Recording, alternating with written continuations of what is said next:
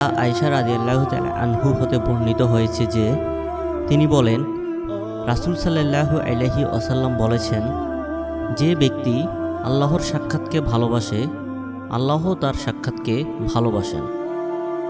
যে ব্যক্তির কাছে আল্লাহর সাক্ষাৎ প্রিয় আল্লাহর নিকটও তার সাক্ষাৎ প্রিয়।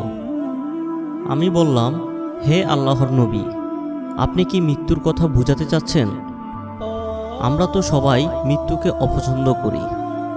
রাসূল সাল্লাল্লাহু আলাইহি ওয়াসাল্লাম বললেন, না, সেটা না। মুমিন বান্দাকে যখন আল্লাহর রহমত, তার সন্তুষ্টি, তার জান্নাতের সুসংবাদ দেওয়া হয়, তখন তিনি আল্লাহর সাথে সাক্ষাৎ করাকে ভালোবাসেন।